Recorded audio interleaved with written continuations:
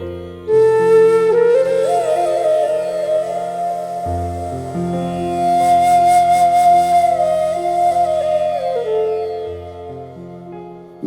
everyone.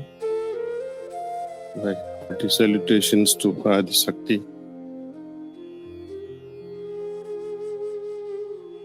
అందరికీ నమస్కారం.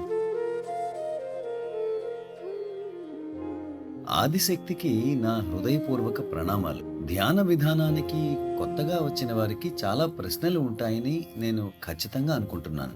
ముఖ్యంగా మన దగ్గర ఉన్న ఈ కోతిలాంటి మనసును ఎలా నియంత్రించాలన్నది మొదటి ప్రశ్న.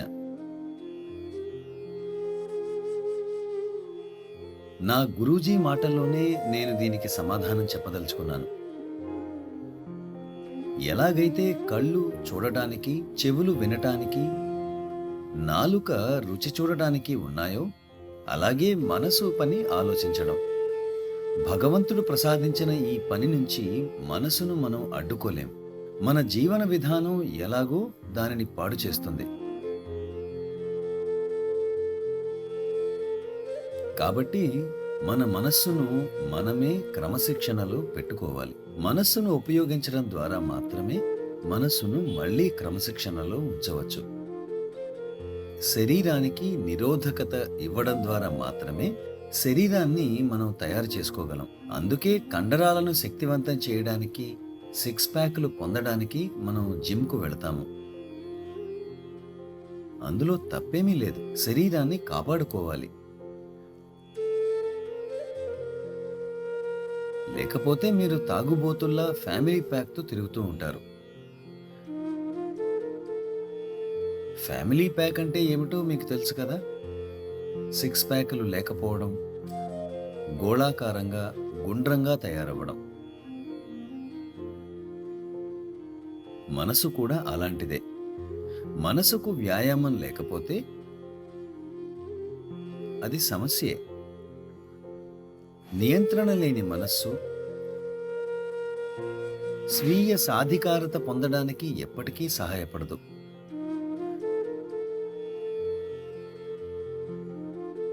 అడవుల్లో ఏం జరుగుతుంది?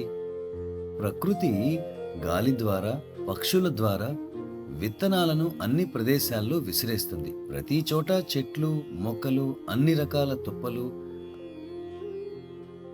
అన్నీ కూడా నియంత్రణ లేకుండా అడవిలో పెరుగుతూ ఉంటాయి. అదే ఒక నిష్ణాతుడైన తోటమాలి ఉన్నాడనుకుందాం. అతను విత్తనాలను, మొక్కలను, వృక్షాలను ఎంచుకొని వాటిని సరైన ప్రదేశంలో నాటుతాడు. వాటిని సంరక్షిస్తాడు, కలుపు మొక్కలను తీసేస్తాడు. దానివల్ల ఒక అందమైన తోట తయారవుతుంది. అదే తోటల పెంపకంలో మీ శక్తిని ఒక క్రమ పద్ధతిలో ఉపయోగించటం అంటారు. మీలో కొందరు వ్యాపారవేత్తలు ఉండవచ్చు. మీరు మీ డబ్బుని ఎలా పెట్టుబడిగా పెడతారు? అది ఒక క్రమ పద్ధతిలో, ఒక సక్రమ ప్రణాళికతో చేస్తారు. అక్కడ హఠాత్తుగా జరగడం అనేది ఉండదు. మీరు వ్యాపార ప్రపంచంలో కూడా ఆలోచించకుండా, దాని మీద ధ్యానించకుండా హఠాత్ నిర్ణయాలు తీసుకుంటే మీరు వ్యాపారంలో నష్టపోవచ్చు.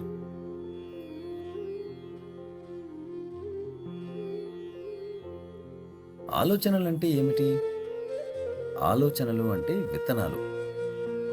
క్రమ పద్ధతి లేని ఆలోచనలు, క్రమ పద్ధతి లేని విత్తనాల వలె అక్కడ ఇక్కడ వెదజల్లబడి అడవిలా తయారవుతుంది. మనసంతా గందరగోళంగా ఉంటుంది. కానీ క్రమబద్ధీకరించబడిన మనస్సు తోటమాలి చేతిలో విత్తనాల వలె క్రమ పద్ధతిలో నాటబడి వాటిని అతడు సరిగ్గా సంరక్షిస్తాడు. మనకి హృదయం వలన చాలా ఉపయోగం ఉంటుంది. మనస్సు ఏదైనా తప్పు ద్రోవ పట్టినప్పుడు హృదయం ఆ పని చెయ్యవద్దు అని సంకేతాన్ని ఇస్తుంది. హృదయవాణి మనసు స్వరం కంటే గట్టిగా చెబుతుంది. అంటే మనస్సు యొక్క ప్రేరణలను హృదయం అధిగమిస్తుంది.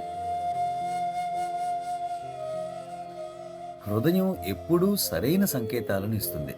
మీరు ఎప్పుడైనా మీ హృదయానికి వ్యతిరేకంగా నిర్ణయాలు తీసుకున్న రోజులను గుర్తు తెచ్చుకోండి. మీకు దాని పర్యవసానాలు తెలుసు. మీరు హృదయాన్ని అనుసరించి నిర్ణయాలు తీసుకున్నప్పుడు మీ హృదయం మనస్సు రెండూ సమశృతిలో ఉన్నప్పుడు ఆ పర్యవసానాన్ని గమనించండి. అవి అద్భుతంగా ఉంటాయి. ధ్యానానికి ఒక ప్రయోజనం ఉంది. మీరు భగవంతుని ప్రేమించకపోయినా పర్వాలేదు. మీరు ఈ ప్రపంచంలో సఫలీకృతులు అవ్వాలన్నా మీ మనస్సును క్రమబద్ధీకరించాల్సిందే. ధ్యానం విద్యార్థులకు, గృహిణులకు మంచిదే. కుటుంబ జీవనంలో కూడా ఇది ఒక విశిష్ట ప్రకంపనలను సృష్టిస్తుంది.